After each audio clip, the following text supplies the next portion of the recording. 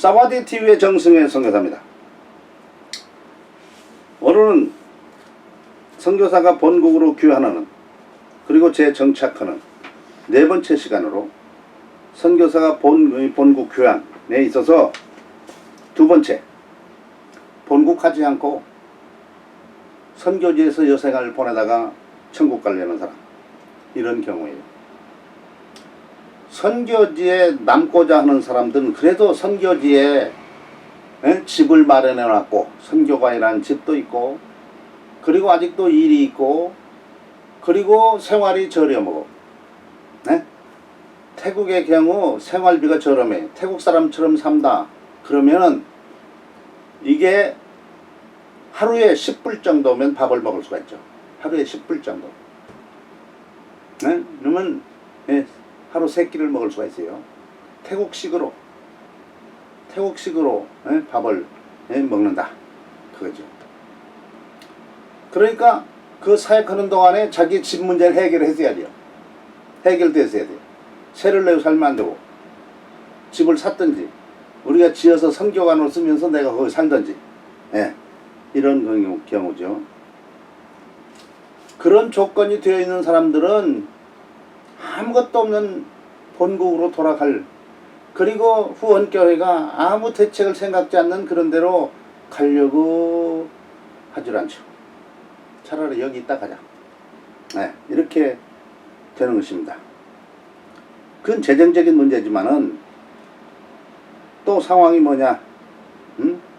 재정적인 문제지만 그 상황이 무엇이겠느냐?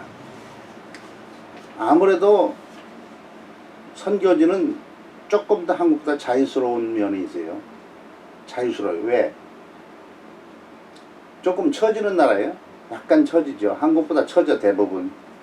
뭐 싱가포르니 뭐 이런 나라 처진다고 볼 수 없는 나라지만, 그러나 일본 대부분의 나라들이 말이죠, 이게 조금 처지는 그런 상황이에요. 그러니까 한국 교회가 이 뒷바라지를 할 수 없는 상황을 인지한 선교사들은, 그럼 내가 선교지에 계속 있어야 되겠다. 그리고 선교지에 어느 정도의 갖춰진 것이 있다. 그래서 이제 선교지에서 여생을 마치도록. 태국에도 보면 우리 선배 두 사람 모두 다 여생을 여기서 마칠 것으로 보입니다. 모든 준비가 다 되어 있으니까. 떠날 수 있는 형편이 안 돼요. 떠날 수 있는 형편이 안 돼요. 이런 상황이 되어 있는 것입니다. 그런데 사실은 이러나 저러나 선교사가 같은 조건이라면 본국으로 가지 선교지 안 했어요. 그러니까 파송한 한국 교회가 정신을 좀 차리고 신경을 쓰셔서 내 선교사가 태국 좋다고 안 온다더라 그렇게 말하지 말고, 그 속내면을 보고 할 수 있으면 한국에 와서 우리 교회에 유익되는 일을 할 수 있도록, 그래 교회와 떨어져 살던 사람이 교회와 친교해서 아주 친밀한 관계를 살다가 일하면서 도와주면서 그렇게 갈 수 있도록 하는 것이 좋다. 그래야 바로 한국교회가 정말로 선교하는 교회의 모습을 제대로 보여주는 것이다. 그것이죠. 그러면 선교사가 한국을 가지 않고 현지에 계속 살면은 유리한 점이 뭘까? 첫 번째는 자기가 집을 지었든지 하여튼 돈을 내지 않고 자기 집이 아닐지라도 자기 집처럼 살 수 있는 그런 주택이 마련된 상태입니다. 전에도 말씀드렸지만 가능하면 우리가 돈이 없지만은 선교지에서 우리가 살고 있는 집을 세를 내면서 월세를 내면서 이와 같이 살지 말고, 이걸 갖다가 할 어떤 방법을 구사하든지 내 집으로 만들어서 이 집에 집세를 내는 그 돈을 절약하면서 사는 그런 방법을 연구하면 된다. 그 다음에 선교가 끝나면 그 집은 있잖아요. 그러면 그 집에서 계속 살면서 선교지에 있어도 된다. 그런 얘기가 되겠습니다.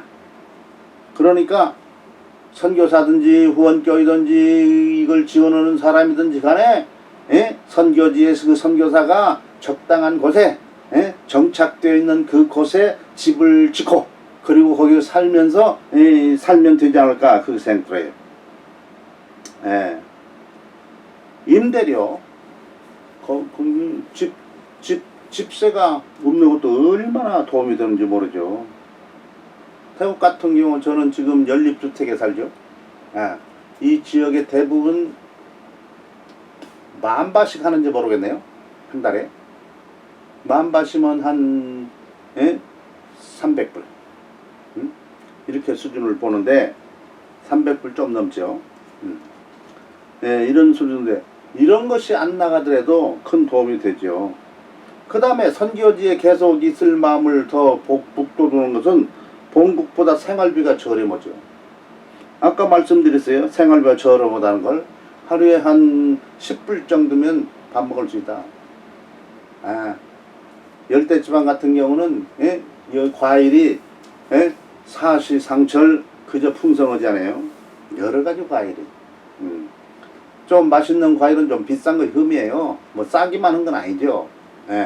그렇지만 이러나 저러나 생활비가 저렴해요. 한국에서 노인들이 살려면 한 300만 원 정도는 한 달에 있어야 된다 그렇게 말해요. 그런데 태국 같은 경우는 한 300불 정도면은 식비로 그냥 살 수 있지 않을까. 거지같이 사는 거 아니고 그냥 살 수 있지 않을까. 그거예요.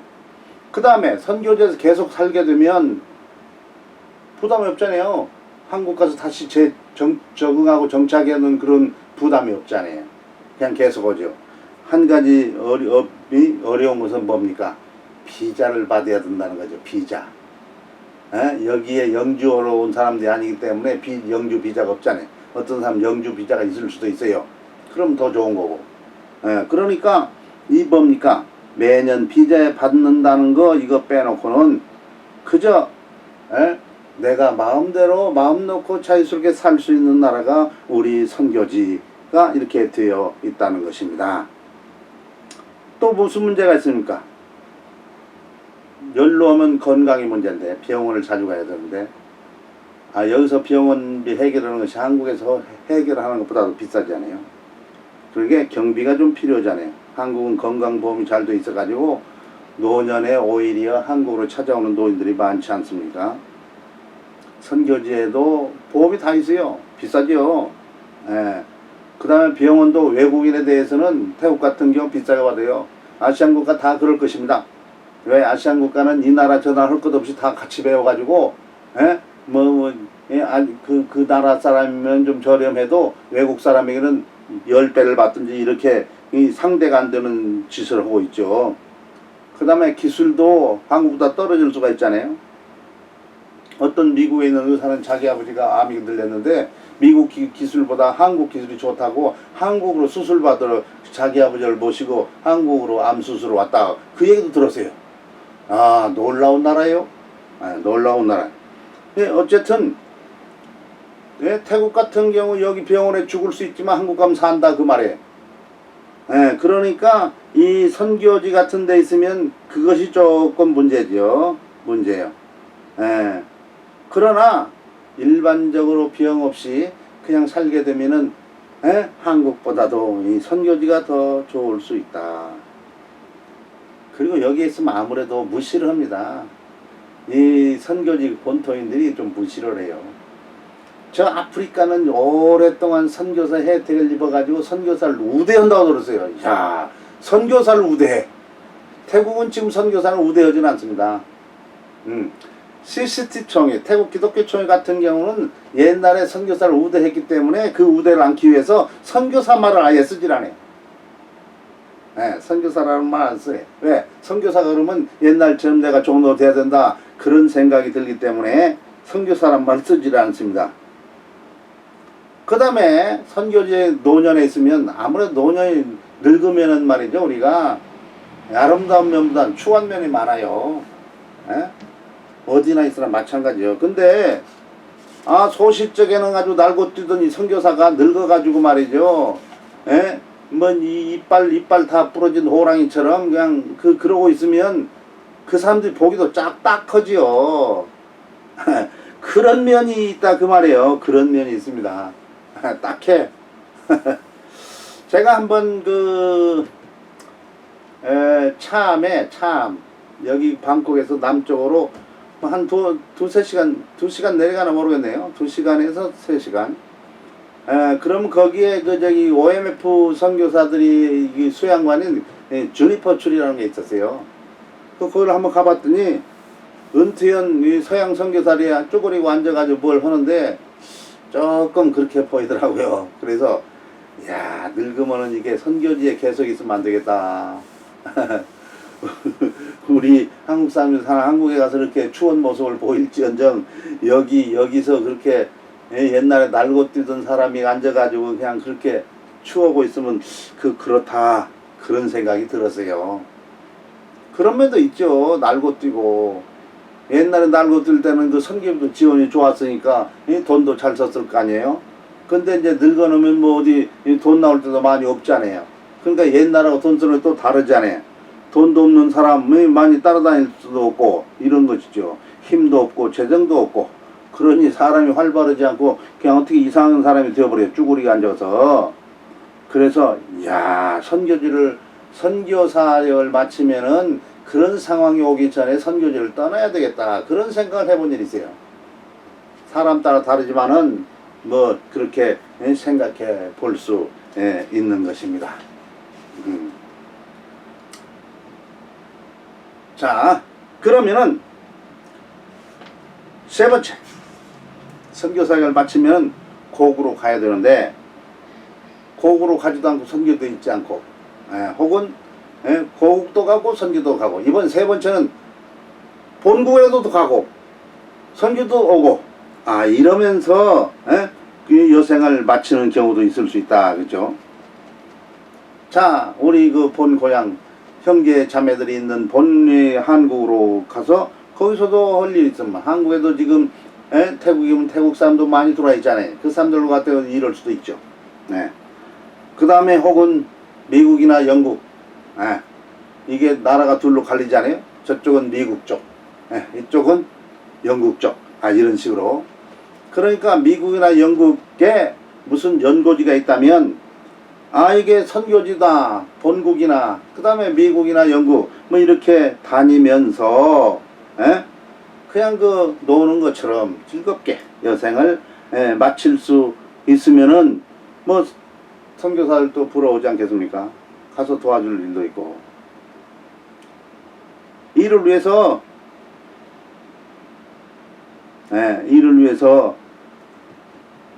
파송교회든지 총회나 부모나 형제 후원자들이 관심을 가지고 선교사들이 노년에 거처할 집이 있도록 만들어 준다든지 완전히 주진 않아도 상관없어요. 살 집만 있으면 되냐. 혹은 55세 전에 미국 같은 미국 영주권을 얻어가지고 노년에 시민권을 획득하면은 그저 자기가 일한 만큼 생활비를 또 지원해 주니까 정부가 미국 정부가 그럼 그걸로 선교지에서 생활하기에는 생활하는 데는 그저 건강이 허락하면 아주 그래도 견딜 만한 그런 돈을 받을 수가 있는 것이죠.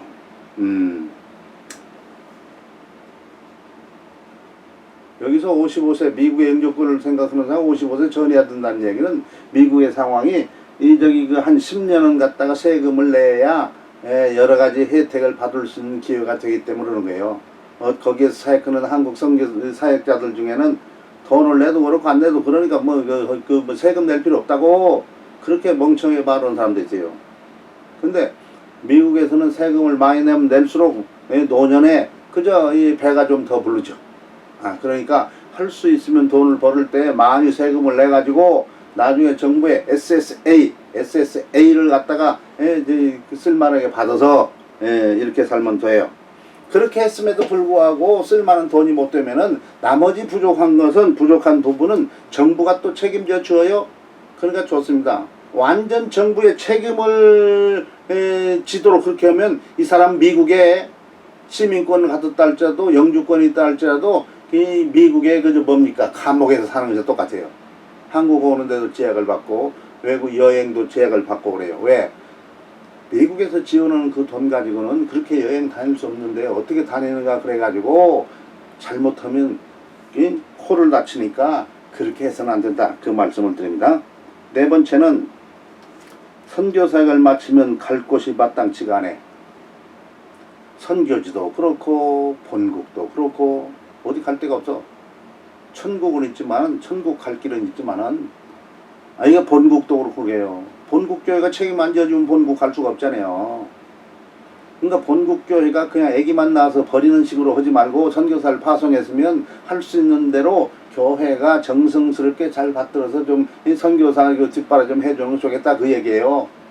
담임 목사님만 그렇게 최고로 알고 하나님 섬기자 하지 말고 여기 외국에서 저기 어려움을 당했던 이런 바울 사도 같은 이런 사람들을 뒷바라지를 잘 해 줌으로 말미암아 기도만이 아니고 물질적으로도 육신적으로도 이렇게 충성스러운 그 선교사들 뒷바지해 줌으로 다른 사람이 보고 낙심하기보다는 아주 그저 격려를 받을 수 있도록 그렇게 해줘야 되겠다 그런 얘기예요.